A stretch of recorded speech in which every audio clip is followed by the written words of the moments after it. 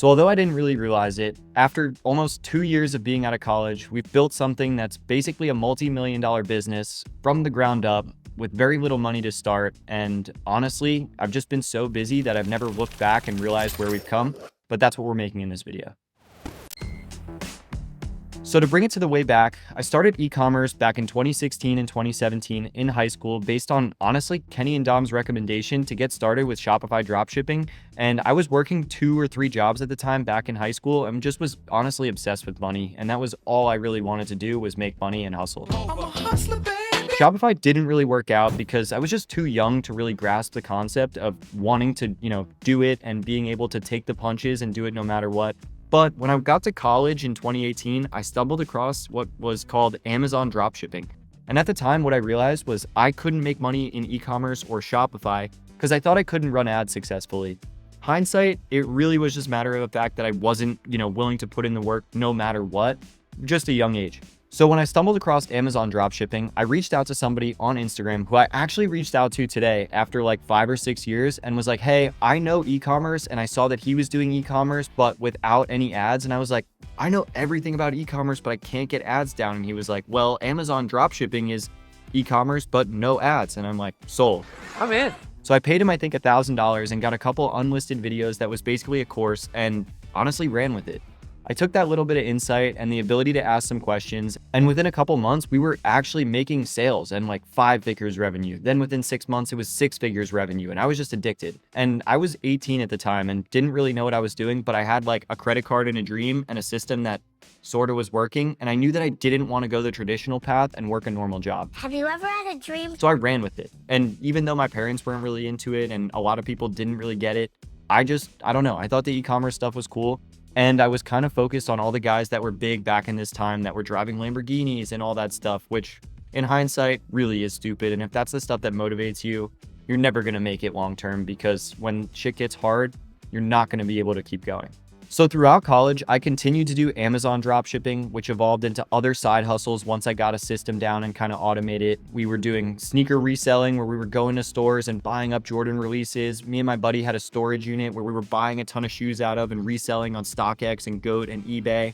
In addition, towards the end of college, when it started to get closer, I switched over to Amazon FBA with a different shoe model and would fly home from time to time just to get better shoes, ship them off to Amazon, fly back. And then after I graduated in, I think it was December of 2021, I moved off campus because my friend still didn't graduate yet and was actually doing a little bit of wholesaling real estate.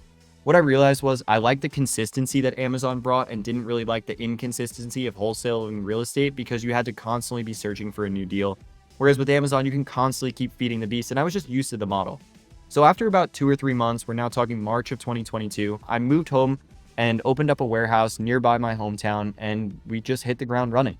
At the time, we're doing Amazon FBA, and we were buying shoes from all over the state of New Jersey, and I'm talking thousands of dollars worth of shoes. Oh, look at all this stuff. If not hundreds of thousands of dollars worth of shoes.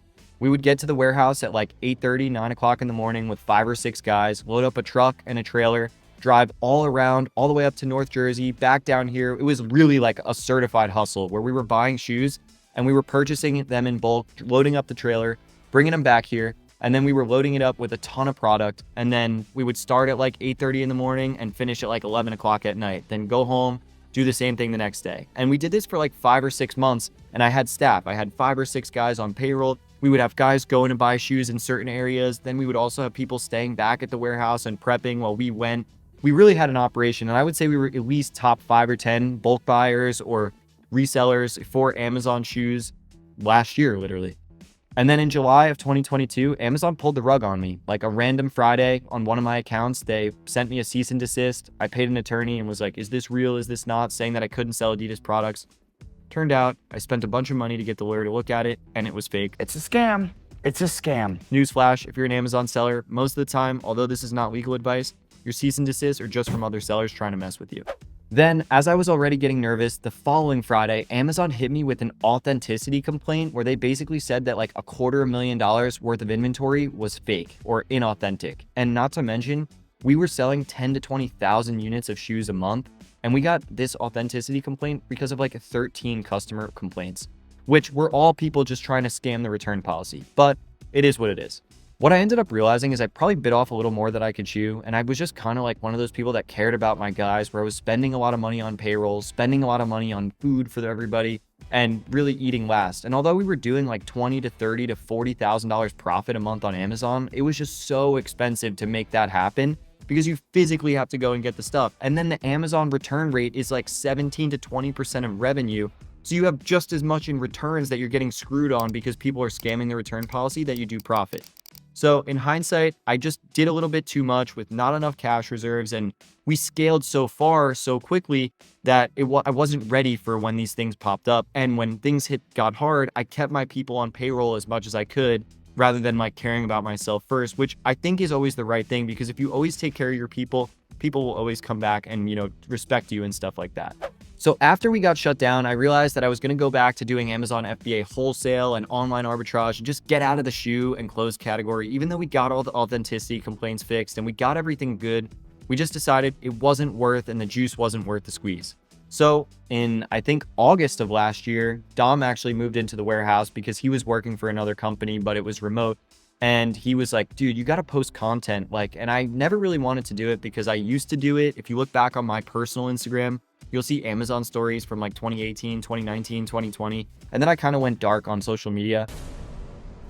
And he was like, you have to do this. I really think you should. And I said, fine, I'll front building content for 3 months. Again, kind of breading off more than I could chew, but I'll do it for 3 months. And then I just want to be able to do it and break even on it. I don't want to sell anything or anything like that. And then we ended up meeting partners that grew, and social media took off. It took a month.